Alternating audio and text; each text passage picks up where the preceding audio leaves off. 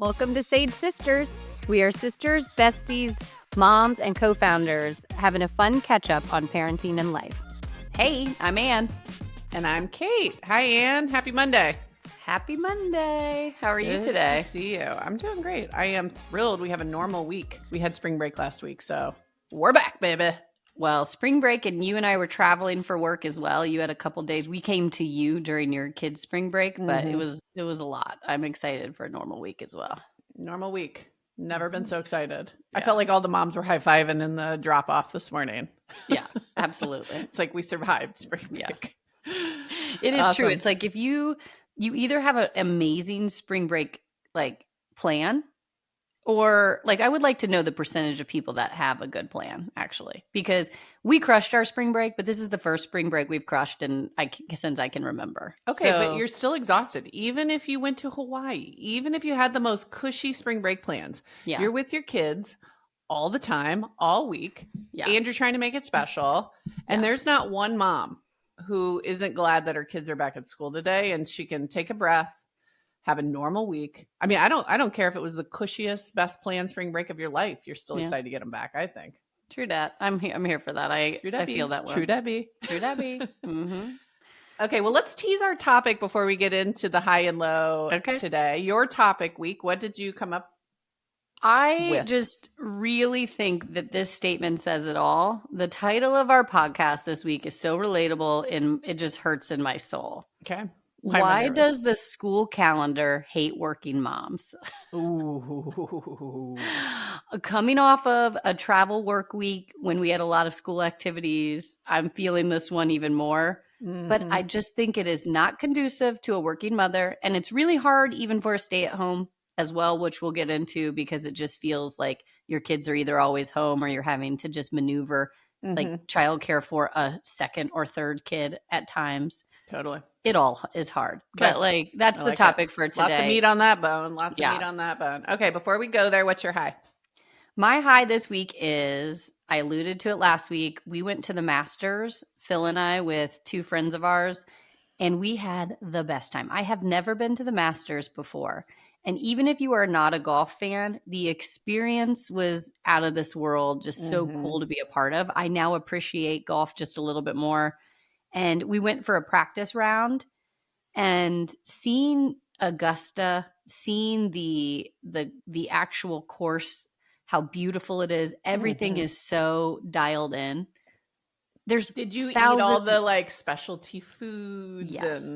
And just the way they do it. So there's stations of food and really nice restrooms all over the course. So you never felt like you didn't have something right there. Mm-hmm. And not a porta potty in sight, or what were we talking about? No, like really nice restrooms, like walk in. They have like people coming in and cleaning after each person uses the restroom. Thought that was a bit much, but it was really nice. Lovely. And you know, the food, you still pay for it, but everything's like $1. So you go through kind of an assembly line, like lunch line type of thing. So there's multiple lunch lines within one food stop, and they're all over the course.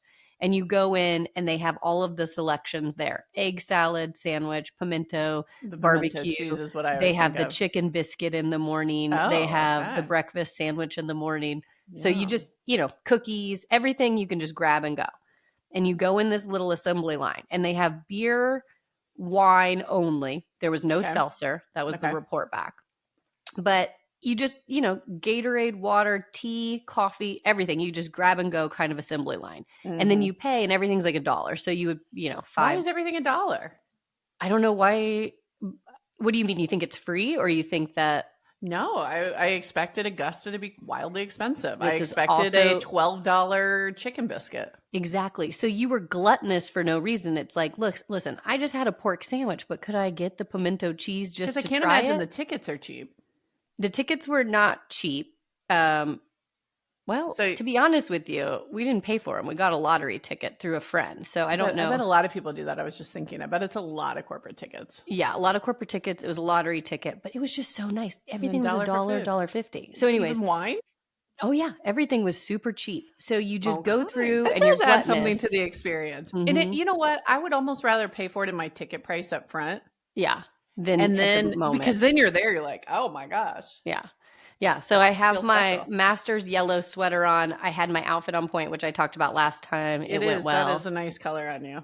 Yellow's very hot right now, but I'm sort of loving the neon version. I've been seeing a lot of butter yellow, but I'm into the neon. I mean, I really, you know me, I hate to toot my own horn. It's tough for me. But my outfit was so good that multiple people came up and said, like, oh my gosh, I love your outfit. It looks great. Because it was classy and cute, I thought. Uh-huh. And so we actually made it a drinking game. Anybody who came up to say, I like your outfit, we drank.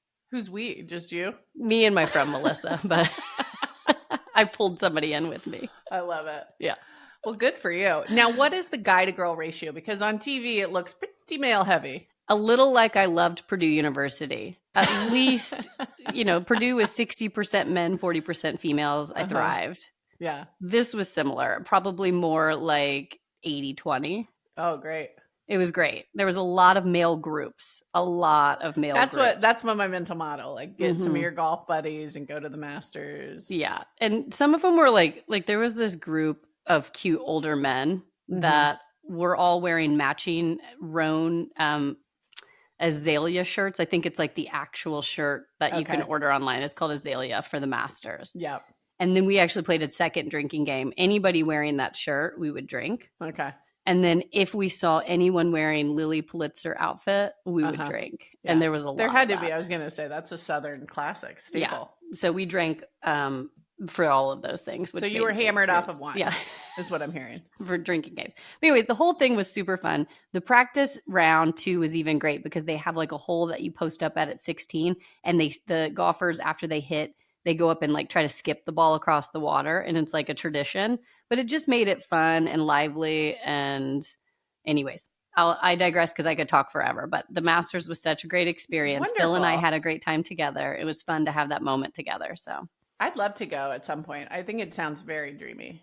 Mm-hmm. And we watched it on TV, and even that was proved to make a great weekend. Like it's just this one in particular too. Was like Rory was. It was just you were rooting for him. He even at the end missed. For anybody who's not watching this, he had a chance to win and missed the putt, and they have to go to like a one more like hole playoff. Mm-hmm. And he ended up winning. And so if he had lost it, it would have been a bad feeling, but it was almost like, oh, he really fought for it so much. It was really exciting to see. Yeah. So I was happy for him too. Cool. Yeah. So hi. Love How it. about you? Well, we did have spring break last week and the parents came out, and man, are we lucky to have parents like that. But we had a wonderful trip to Bodega Bay. So again, I want to pat myself on the back, toot my own horn. I'm not afraid to say I like it.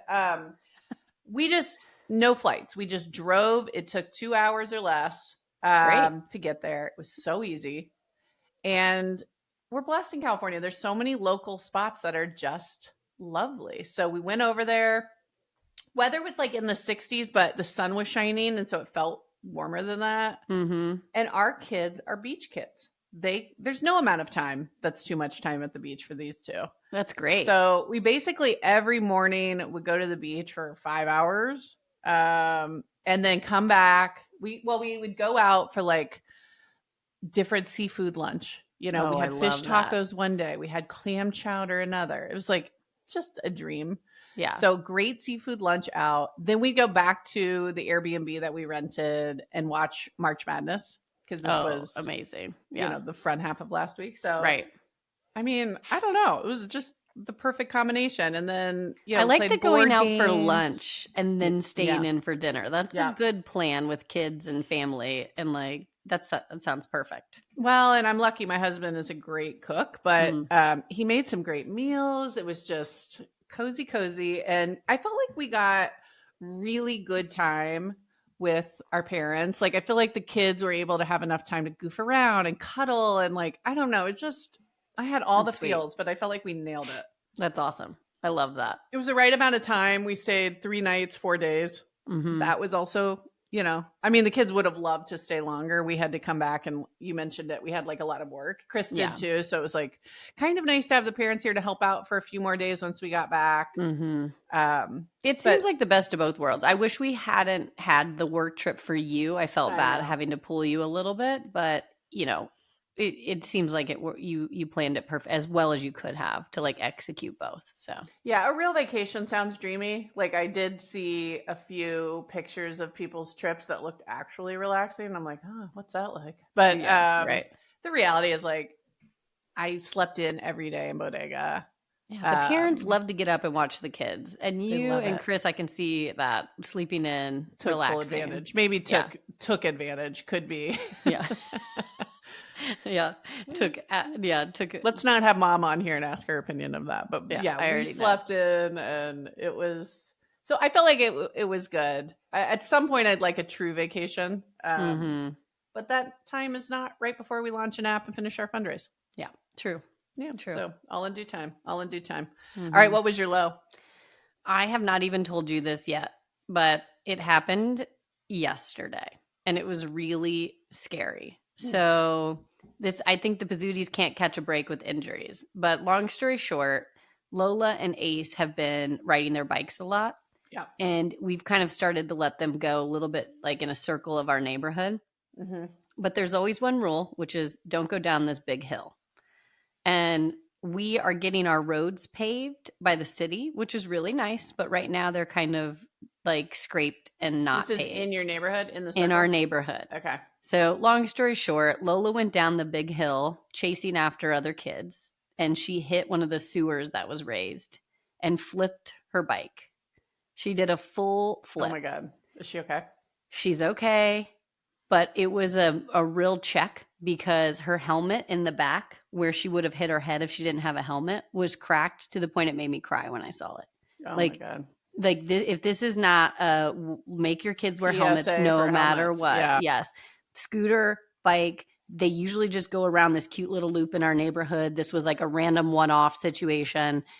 You know, it was just so scary. And her whole back is scraped up. But my goodness, am I thrilled to have just like dealing with scrapes. And it's so painful. But looking at that helmet, like I said, it was like such a moment of like, okay, we need to have a conversation with the kids. We need to really talk about safety again and reassess. Like if other kids are doing it, you are not allowed to do it still. Like don't be peer pressured into going down a big hill to chase other kids when you're not ready. So anyways, it was a super low. I'm blessed to say she's okay. Yeah. But the scare and just the still anxious feeling I have from it today is like, oh, awful. Awful. Oh, that just gave me the chills. That's a nightmare. I'm glad she's okay. Yeah, me too. So we can move on, but that was... Well, I did one other high that I forgot to mention, but I want to mention it because I have talked about Calvin dealing with different anxiety things on this pod. One of the gremlins on his back has been a pedal bike. He has never tried it. And I'm like, I knew he would be fine because he can ride a balance bike with ease and he can go just as fast as the kids on a pedal bike. So he's been hanging. But we had family over, which was also lovely. Friday night, Chris's cousins and their family, and they got kids about the same age, but they have a 4-year-old boy. And I think seeing the 4-year-old on a pedal bike was just enough shame for him. Yeah, and internally, This is how kids get motivated. I know, but he came to me and Chris Saturday morning, and he was so cute. He like stood up, he like puffed his little chest. He goes, I'm ready. Oh, that is cute. And so Chris was so excited. And so we took him over to a parking lot so that he would have plenty of time. Like, you know what I mean? Just like feel the spaciousness of that. And we put the pedals on and he just took off. He just started riding. We didn't teach him. We didn't have to do any tricks. He finally tried it and he nailed it. And me, I just waterworks. Yeah. Oh, good for him. That's so exciting. So exciting. Yeah. What a breakthrough. So I feel like we're stacking wins over here for him in a way that I'm just like, let's go. It makes you feel so good. Well, honestly, everybody has their own timeline. You know, you have been worried about this bike. It's just going to click one day. One day it did. I feel like that's happened with so many things with kids. It's just like in their own time, they will figure it out. Well, and some kids will take risks and try it early and fail. That's just not his personality. And I got to just remember he'll do it when he's goddamn good and ready. And he was ready. And then he crushed it. So anyways, beyond thrilled. Happy tears this weekend for my sweet boy. I love it. Well, put a helmet on him because now I'm absolutely terrified. That's the other thing I gave him the speech. That's what jogged my memory. Yeah. Well, okay. Well, on my low side, This is a small low after a great week, but is there anything worse than unpacking? I don't know it. I actually am Have one you of unpacked? those.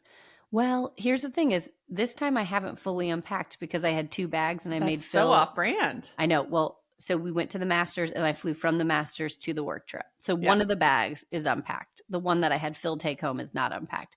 And it honestly, it's like I used to be compared to a serial killer. You know how they say, like, if you come home from your trip and you unpack within 30 minutes, are you a serial killer? Like, I question mark. never heard that, but that's yeah, it's a thing. True. And I always like question myself because I love to unpack right away. Oh, but it's the worst. It's terrible. I have a real like suitcase sits there for a few days. Mm-hmm. And then every time I look at it, oh God, I have so much laundry to do. That's why you have to get it over with. That you just have to get it over with. Phil's the same way. He lets it sit. I'm looking at it right now. Actually, I'm looking at his bag right now, just sitting there. Good thing you're so chill. Those eyebrows tell a story. Totally. Yeah, I don't know. So then yesterday, I finally was like, let me do it. So I just did a boatload of laundry yesterday for me, for Calvin, for Grace. Like, got the whole thing. I won't do Chris's, but anyways, got us back to a decent place going into the week, which is a good feeling. But that is. Well, unpack that bag. This is my big issue with camping, even though I think camping's fine. The unpacking of the camp trip, because you have to pack so much stuff. It's like, it almost makes the whole thing not worth it. Well, that is a really hard thing because like the tent, nothing goes back the same. You got the bins, everything's dirty. You think you've brought bugs home. Yeah, it's the worst. Yeah. Okay. All right. Well, let's get into the topic. Why don't you tee it up for us again so I can really get my rant energy fueled here? Yeah. So in a nutshell, I do feel like the school calendar is really difficult because as much as you plan ahead, things always come up. And the real kicker to me is we've talked a lot about there's a lot of vacation. There's a lot of off time. We like almost once or twice a month have a half day that's built into the system because our public school, the way it works is they give teachers a half day of planning every 2 or 3 weeks. It's crazy. Yeah, I was going to say, I think it's more frequent than a month. It's very frequent. But I can get past some of these days that they give you ahead of time, right? You can plan ahead. What frustrates me is that every single activity or school thing that you need to be there for your kid, right? Like they have a program. They have different reading, like read along with a parent. Go to the breakfast with the kid. Go to their gym class. Tea for two. Field trip. All of these things. Field day. All of these things are during work hours. And it's a lot. And they have a lot at one time. And so as a working parent, I feel so guilty because I'm trying to make it all. But there are times like last week when I was actually traveling for work, I couldn't make the field trip. And Lola was so upset I wasn't a volunteer. They rescheduled the kindergarten program because we had tornadoes come through. And it happened to be rescheduled on the day I was out of town. Like, you just feel like garbage. And I just don't think they think about what it's like to be a working parent who can't make these things and the guilt you have with it. So that's what the whole topic is about. It's frustrating. I know. And I don't know how you fix it either because is it just like, oh, you just skip work, you have to go? Or, you know what I mean? Like how do you balance it all? I do think before we get into solutions, let me just kind of continue to bitch here. I'm not done. Yeah, no, I've just started. The one that really boils my blood in terms of inconsiderate towards working parents is our first grade year. They do something called early bird, late bird. And it is a staggered start and end to every single day by 50 minutes. So when is this, for a week or what is that? No, all year, first grade. Oh my gosh. The entire school year. So if you get late bird, everybody else starts at 8:50 or 8, you start at 8:50. Think about what that means for parents. Yeah. Think about the double drop off because most people have multiple kids. Right. You drop one kid at 8 and another kid at 8:50. That's insane. And then if you're early bird, you have the same issue on the tail end. And of course, the buses don't accommodate the earlier schedule. Stop it. The buses don't run for early birds? No. So that's insane. Yeah. It's truly nuts. And I'm like, to me, I'm like, I don't care if they are sitting there staring at each other in a circle with minimal supervision. Right. They need to be on your watch. Yeah. You watch them. Right. Because I need my kids to take the bus. They can't take the bus if there's no one to watch them. They won't take them. So if you're late bird, you're SOL. And there's kind of, again, like, one, I hate that schedule. But two, it's like, there's not even, I don't feel enough empathy around it. Like, hey, we know this is super hard. We're doing it for these reasons. And they're doing it because they want smaller groups for these reading sections.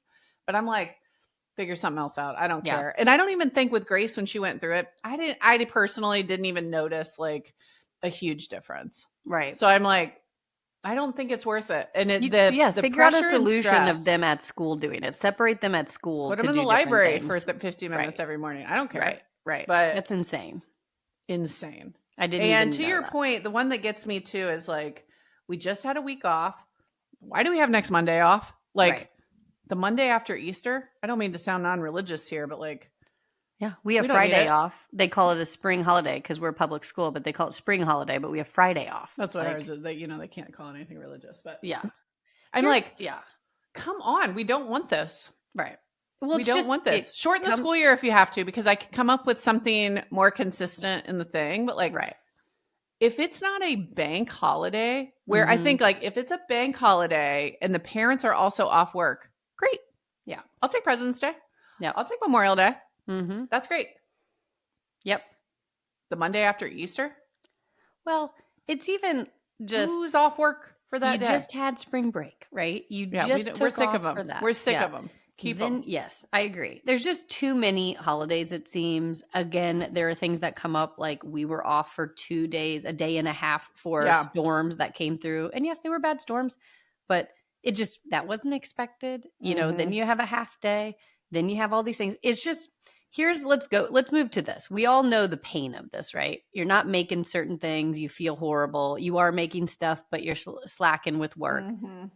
Or you're a non-working parent, but you have other kids and siblings. And a lot of those or obligations of any kind. Of any kind. But you can't take the siblings sometimes to a lot of these events. Totally. You know, and it's like, so you have to get childcare in the middle of the day. It's all hard. But how do you handle it with your own kids if you have to miss an event? Let's go there. Well, my startup before this one required a ton of travel. We were super global. I had clients all over the world. I traveled easily a week, a month. It's so much as a mom. It's just hard. And sometimes it was one trip all week and sometimes it was 2 trips. Right. But it was a good month if I was only gone 3 or 4 days. Mm-hmm. So I will say, when they were little babies, I mean, I would cry on the plane. I was like so devastated to leave. But I also was like, felt trapped between a rock and a hard place, because it's like, shit, we need this deal. Right. And the clients, these big enterprise clients want this kind of attention, or I have to go to this conference that's freaking in New York or Milan or Vegas or wherever. Right. So one, I just tried to travel as least as I possibly could, but still it was a ton. And 2, I just like got better at it. Like I got better at the guilt, and I like have this thing with my kids where I go, yep, it's tough to have a working mom. Yep. It's tough, Yeah. Make it not a big deal to them, because I empathize with them, because they see friends whose moms are at everything, and they even say, why can't you be like so-and-so, and it's like, it's heartbreaking. I just say, well, so-and-so doesn't work, and I tell them, I like work, like, yes, I need to work, or else we could not afford all this. Like, we're a dual income family and we need every bit of it. Right. And then some. Right. But also, like, I like my job. And I hope that when you're an adult, you feel like you can choose to work if you want to. Right. Or if you need to. I do think it shows them a strong, powerful person, female. It's like, but that doesn't make sense to a 6-year-old. That's for sure. Well, and in the future, they maybe respect you for what you do or whatever, but it is really hard. And you, as the parent, want to be there. I know. And where I get frustrated is is like you were saying, when you feel like you have to go for work because you're closing a deal or whatever, it hits a little different. There are moments though, and like last week, the travel didn't seem worth it to me. We didn't in retrospect, you wouldn't have known. We were hoping for something a little bit different. We'll get into that. But the point is there's a lot of people who travel who aren't closing a deal to travel. They're just required to travel to do regular meetings or whatever. Right. I used to have to do that with my old job. Mm-hmm. And as I got older and I started to have more kids, I actually didn't want the same career path that I had previously. That's kind of why I pivoted altogether, and now we're doing our own thing. Because it didn't have enough flexibility. It didn't have enough flexibility. And every single person was asking themselves, why are there not females in the C-suite of the last company, or that many? And the answer is because they don't have a stay-at-home husband. Like you cannot do it all if you want a family.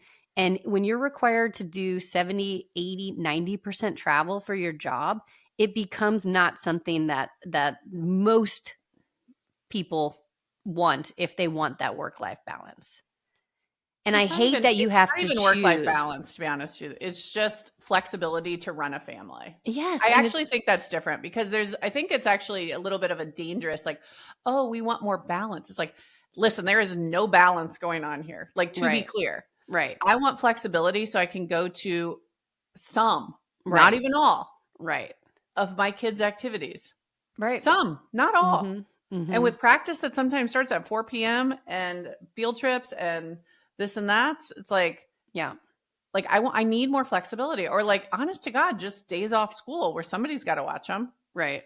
Or sick days. So here's what, like, again, not to like go on like such a rant, but the problem when you have not enough moms in power positions at a lot of these companies is the policies of those companies just do not give enough flexibility. And even now, like I thought COVID and the shift to work remote was so helpful for parents and moms. Mm-hmm.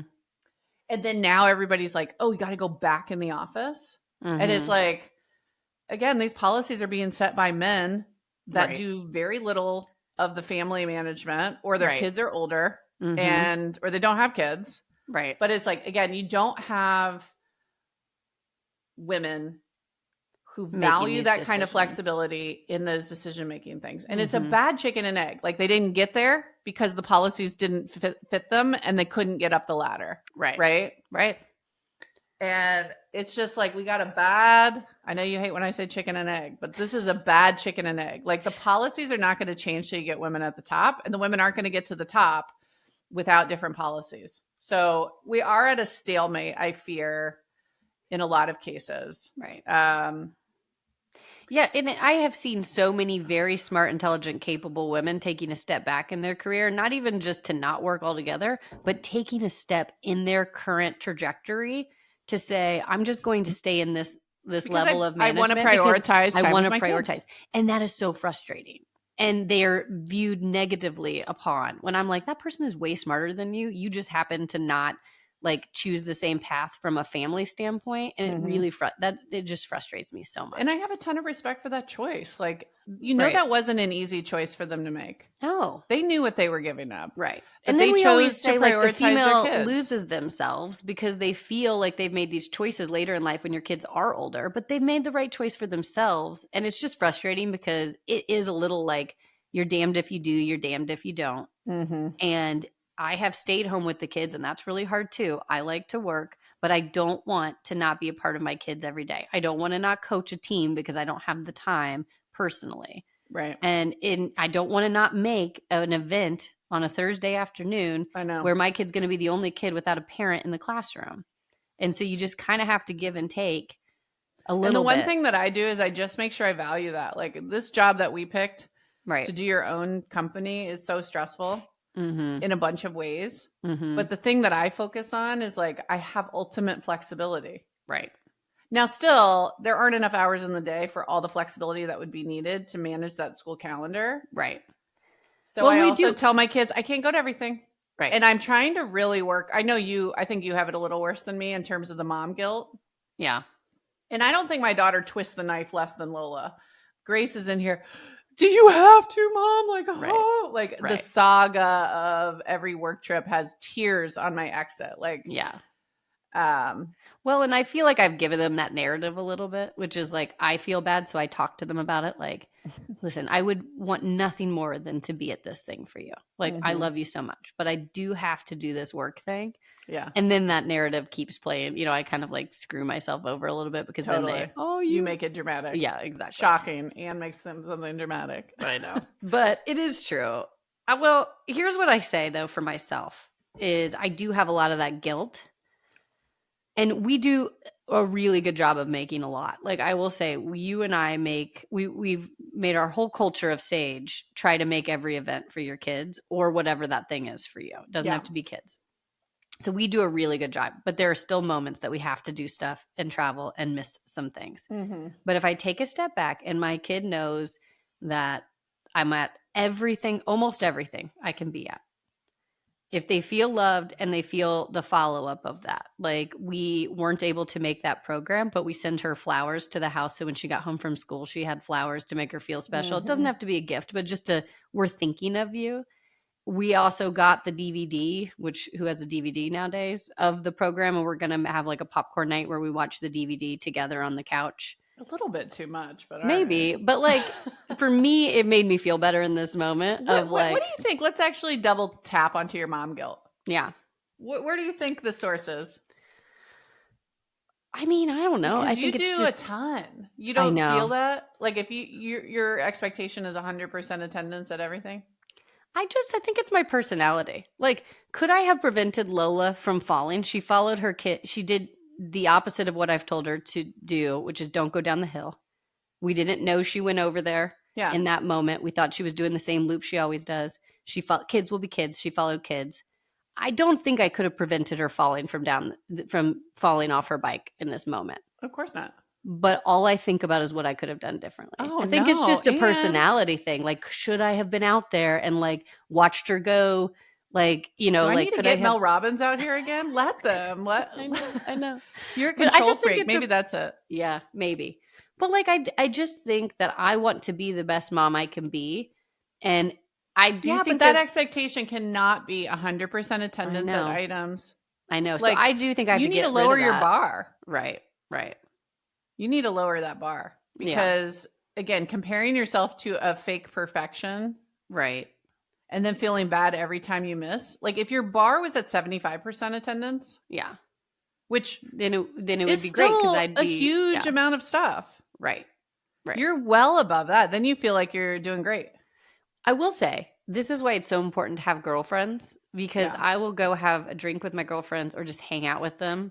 And we all share stories and they're similar and it makes me feel better. And normalizing pain. And everybody's different. Like in my really core group of friends, there are a few that work, there are a few that don't. Like it's not about like the job or what it is. Every parent has guilt in some way. And I think by us talking about it, normalizing it, we're relieving each other's guilt a little bit.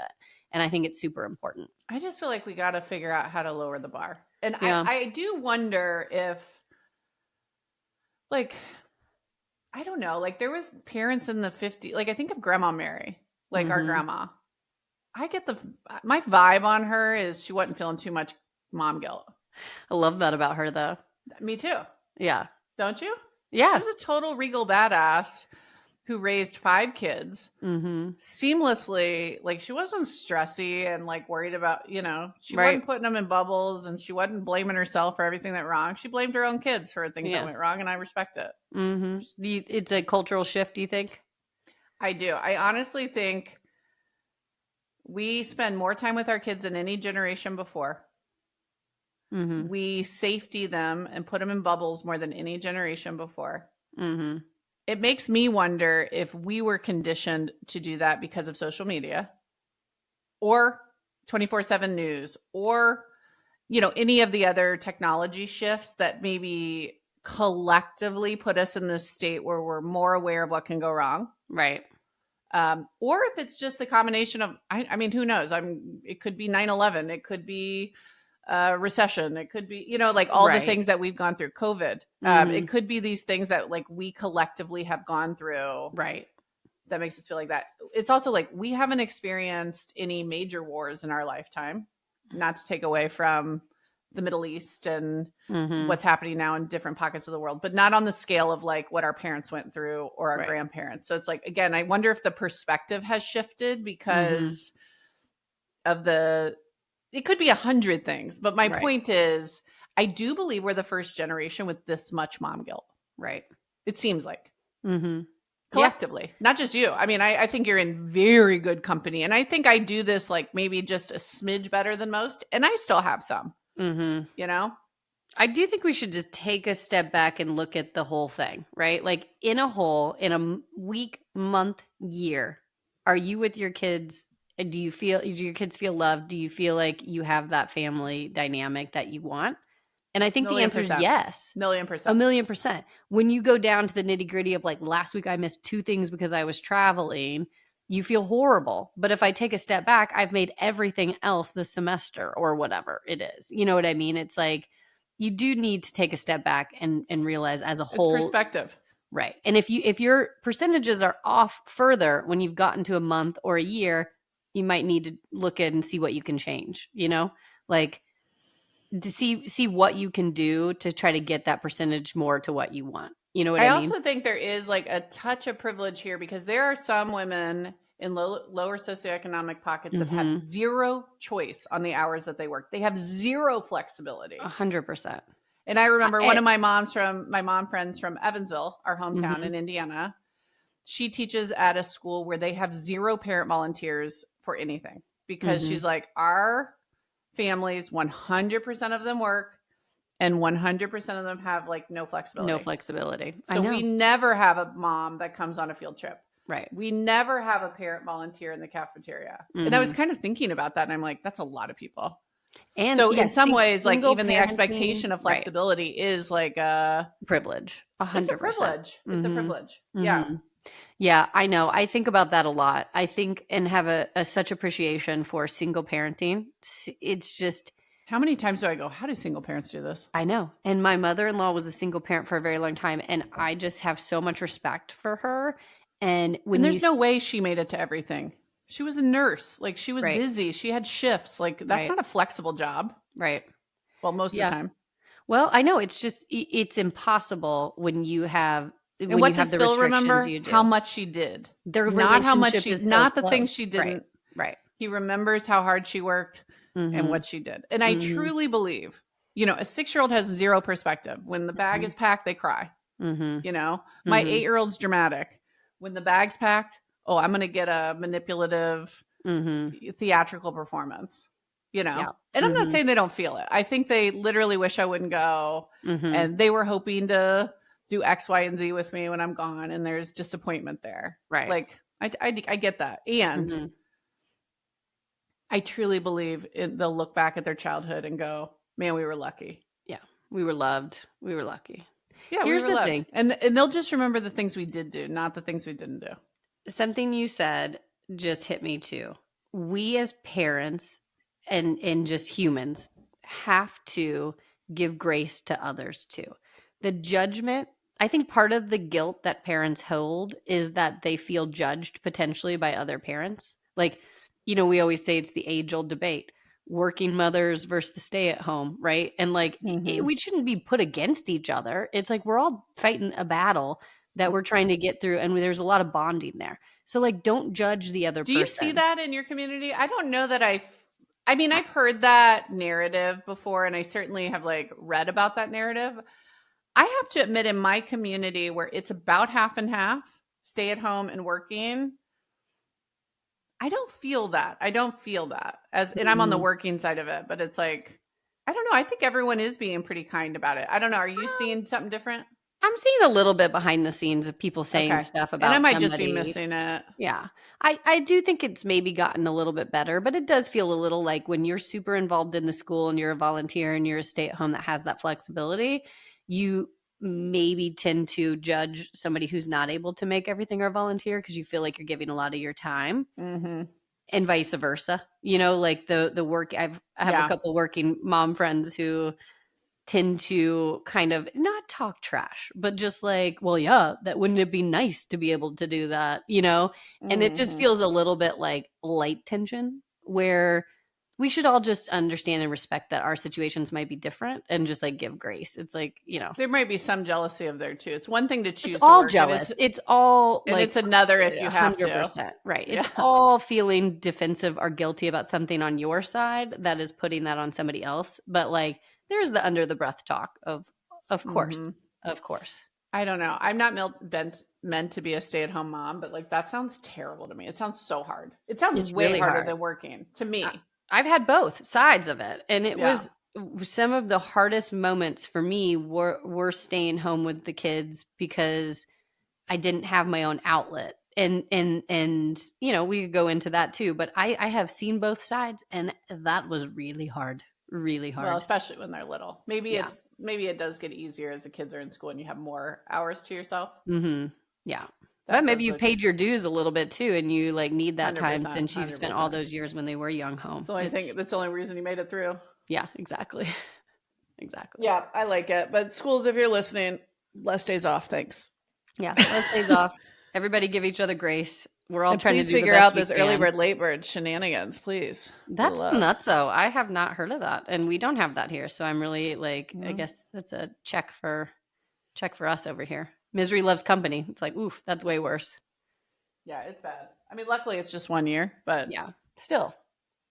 Agreed. All right, cool. Well, do you want to get into the in matter? What is your obsession this week? My obsession is I got these new Nike shoes for the Masters last week, and they're like rose pink with white. And they're you told me last week you weren't going to buy new shoes. You were just going to wear what you had. Yeah, I did. And then I tried them on and said, forget this. Okay, what did they look like? I'll get into it now. They're like the low Nike Dunks, the low. I think I know. Mm-hmm. Yes, they're where very like the panels on the inside are colored and the outside. Yeah, and they're white in a color usually, and I have the black and white ones, and I wear them endlessly. Mm-hmm. And I got the rose pink and white ones. That sounds nice. And the rose pink to me is less little girl than the other pink ones. Like they have a hot pink, they have a light pink. Yeah. This one to me feels, I don't know if it's because like, our we have a Sage Parents Lululemon satchel bag that's like a rose it's almost color. A mauve, I would say. A mauve. It matches those perfectly. Oh, okay. That's fun. It's a spring shoe. It's making me feel good. Because they're new, I realized how dirty my old ones are. So a fresh pair of kicks is a vibe. It feels great. Yeah. So that's my new obsession. And I've gotten a couple compliments. Obviously, I told you it was a drinking game last week because my whole outfit was on point. And had I not gotten those shoes, would I have got those compliments? We'll never know. We'll never know. We'll never know. Okay. So anyways, that's my obsession. I do think you'll wear them. Yes. Now, what shoes are you throwing out to make room in your closet for these new shoes? Haven't done that yet. I knew you were going to say that. I actually bought a new set. I actually bought a new set of hangers because I have overused my hangers, which means I didn't throw away clothes as I started to replenish. But it's still staying somewhat organized. Kate helping me a few months ago reorganize my closet was very much Ian's a hoarder. I haven't brought it up in a while, so I'll just like reiterate that here. Yeah. I've done so much better, but it still looks neat. One thing in, one thing out. Yeah, I didn't. You didn't have extra room in that closet. I'll tell you what I brought in: 30 new hangers. No, that's the worst thing you could have brought in. There wasn't 30 more slots. It's gonna be so jam packed in there. It's like you're not gonna be able to see what you got. Well, my friend next door, shout out to Catherine, love you. She had so much stuff in her closet, it fell. And so she got a whole new closet. She reorganized and rebought like organization. I hope she purged some things in that process. She did, but she also got a whole new closet. So maybe I'm just banking that my closet will fall and I can get a whole new reorganization. Mm-hmm. That's one strategy. Mm-hmm. Okay. What's your obsession? I deleted Instagram 5 days ago. No, you didn't. Did you? So you haven't seen my master's photos? No. Oh. Can you send them? Text them to me. Actually, Phil posted. I didn't, but you still could have seen them. Well, still send them to me. I am interested. And that is the worst part about deleting it. And I know that some of my good friends were posting probably cute spring break pics I would have loved to see. Mm-hmm. But here's the thing I realized. When things are stressful, like just a lot going on and like the addiction of it was starting to take hours I didn't have. Mm-hmm. Like, and I would mindlessly open that thing. And when my baseline stress is higher, again, we're about to launch, I'm fundraising, hectic, all the things. Mm-hmm. That's when the baseline goes up. And when my baseline is up, I mindlessly scroll more, which is exactly the worst thing I could do. Yeah. Because then it eats the extra time and doesn't make me feel good on the whole. Mm-hmm. So I just had this moment where I'm like, it's crunch time. I need to be peak performance. Okay. What are the things that put me in peak performance mode? What are the things that take me further away from peak performance mode? For you, it was Instagram. For me, I deleted Instagram and I now have a hard rule, no news in the morning or the night. I can only read news, and this is any kind of news. This is, I read the Wall Street Journal. I read a bunch of newsletters that I get. I was reading them. Are you feeling left out? Do you know what's going on? Did you know what went on today in the world? No, not yet. I haven't looked. Katy Perry went to space. Did you know that? She made it back safely. You're welcome.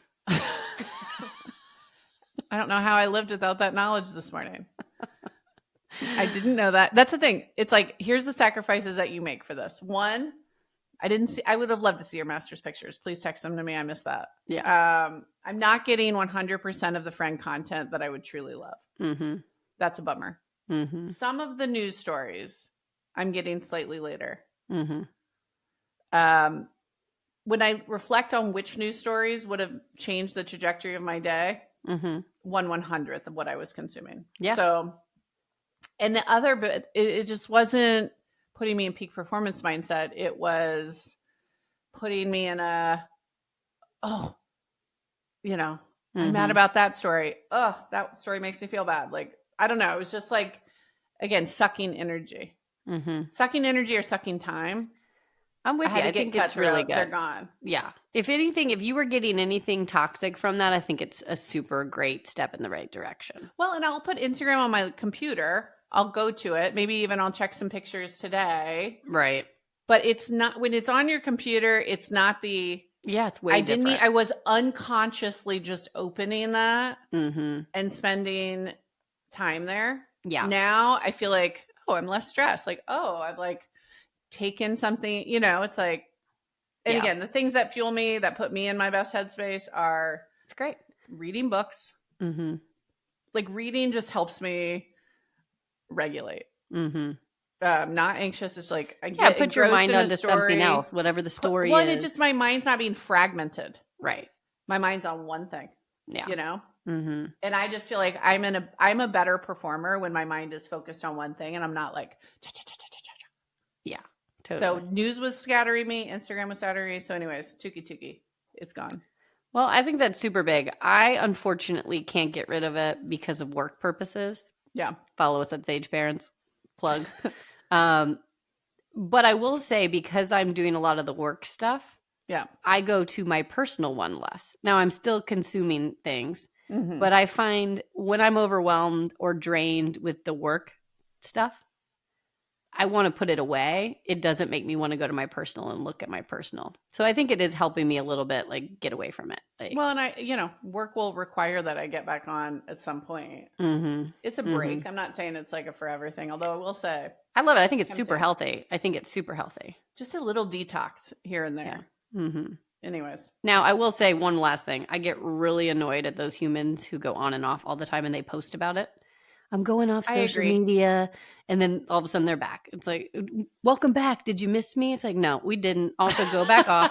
And then it's like, and then they do it again 60 days later. I'm taking a detox, wanting likes or something for them going off. I'm like, totally. Stop with the going away post. Stop with the coming back post. Just go and come as you please if you choose. We didn't notice. Yeah.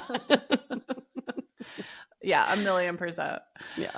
Well, and that's just, that's all of the things doesn't make me feel good about being on there in the first place. But it's like, just do the thing and don't talk about doing the thing. Yeah. Although I guess I just talked about doing the thing, but I think it's a different format. I think you're all right to do it on the pod. And you said it's it not as like your I obsession. announced it. It's not like I announced it on Instagram. Right. It's my nightmare. And no one's noticed I've gone. I mean, and it's always like some kind of like selfie. If you need to send me a funny meme, reflected. text me. If you need to send me a funny meme, text me. Yeah, it means you're getting nothing. I always forget that. Well, maybe. We'll see.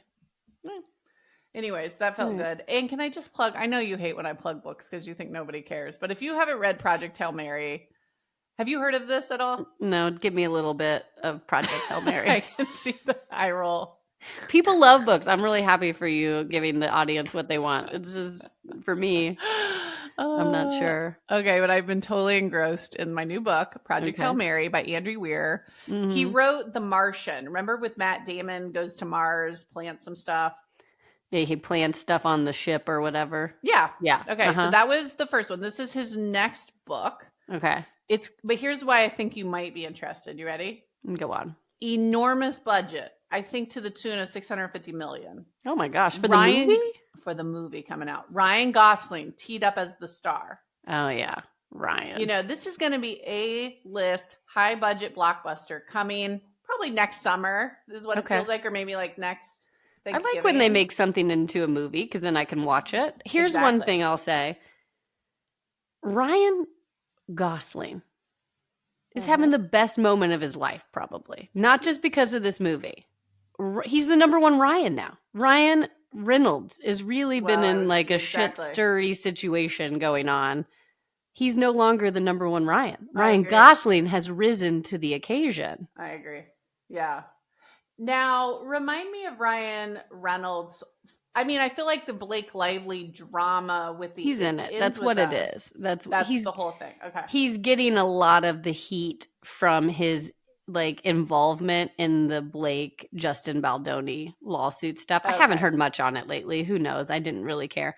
But anyways, it's painted them in a negative light, and he kind of had this narrative, true or false, that was now he's the controlling husband who's jealous.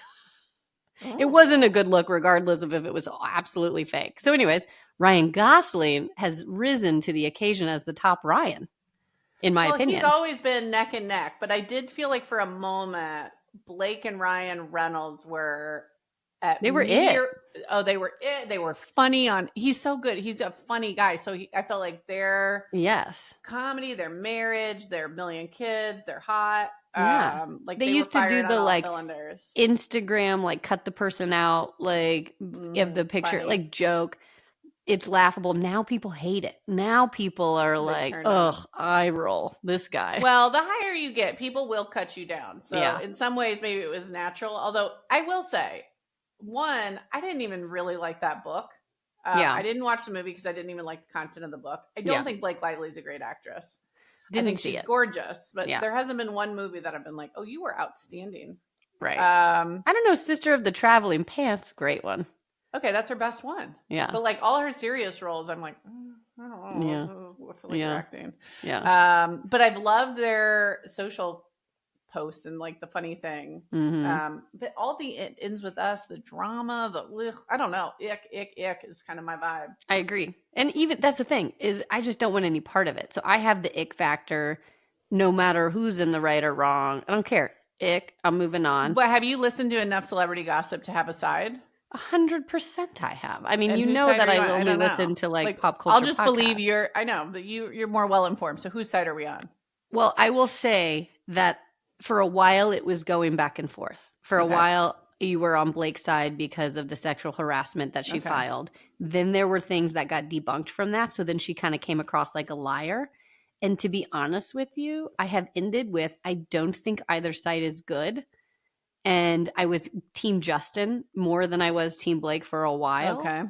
But I think that there is both ick factors on both sides, and I want no part of it. So I think this is ending like a White Lotus. No likable characters. No likable characters. So it actually is just like, I don't want a side. I want nothing to do with it. And if I see any of them have a movie or anything, I think it's been negative publicity is actually negative, not everybody just like lose. Everybody lost. Everybody lost. You lost. And as a fan, it's total loss. You're a proxy for a lot of people, though. I will say that. Okay, well, getting back to my book, which I know people are chomping at the bit about. This is a fun, well, horrible lead up to apocalyptic, fun apocalyptic story. Apocalyptic story. Not the sun is dimming. Yeah, people want to scratch read the fun. Yeah, just beep that out. I I do love a survivalist story, though. So the sun's dimming, humanity's at risk. We have to take this risky mission to sort of like save humanity. So it's got a lot of space talk, but the major astronaut in it, also known as Ryan Gosling, we're rooting for him. He's very likable. Yeah. It's very pacey as, science books go. Because again, you got this sort of like humanity on the line and like a lot of characters and the world having to work together. Maybe that's also like a feel good aspect of it. It's like, right now it's like, can anybody get along in this actual world? Like everyone seems like they hate each other. Totally. What we need is a common enemy. We need the star to start dimming so we can all come together here to save humanity. Maybe that's not what we need. That seemed too dark. But what I will say is humanity bonding together is like uplifting here. Totally. It's giving Armageddon. And there were plot holes. It's giving Armageddon. Gosh darn it. Did you love Bruce Willis and Ben Affleck? Like you were rooting for that 100%. I could still cry today thinking about that last scene. I know. And I'm only 75% of the way through. I literally like can barely wait to finish my workday to like see how this ends. I don't know if we're going to Maybe you should get Instagram back up. I don't know. I don't know if we're going to get a drill that powers to the center of a meteor here. Different issue. Yeah, right. I don't know how it's going to end, but it's a real page turner. Okay. Well, I'm happy for you. I'm so happy for you. I'm happy for Ryan, honestly. I haven't thought about him being the number one Ryan, and now it's all I can think about. Well, I also think, the way that he and Eva Mendes have managed their relationship, very 100%. Different than Ryan Blake. They're not trying to be stars. They're trying to keep their family out of it, and it actually feels healthy. And Eva, I've actually researched a lot about Eva and her social media hatred because of what we're trying to do with Sage. Ooh, we should get her on. Like, oh my gosh. On your list? She's on our list, but she's anti-social media. She's I know. So it's great. It's like absolutely everything we're about, she's trying to promote. And I get it. If you're that big of a celebrity, I wouldn't want any of that either. The one thing that's like kind of a funny issue is like, if she's not on social, how does she promote us? Yeah, exactly. So that's why she... conundrum. Yeah. She's mission aligned. That's for sure. Yeah, totally. Well, won't see on Instagram. Not on it. Anyways, fun book. Maybe we'll do a movie review when it comes out next summer or something. 2026 movie review. Put it on the Tune in. Hot take. All right. Well, I'll never know what book I'll bring you next time. Can't wait to watch that fun apocalyptic movie. That was a horrible choice of words. It is a fun read though, somehow. Oh, I love it. That's good. All right. Let's wrap this puppy up. Please help us out. Throw us a bone. Share us with your group chat. Rate us 5 stars. Follow along at Sage Parents on Instagram or over on YouTube. Download our free guidebook for kids in tech over at sageparents.org/guidebook. And sign up for our safer messaging app for kids coming out very soon over at sagehavenforkids.com.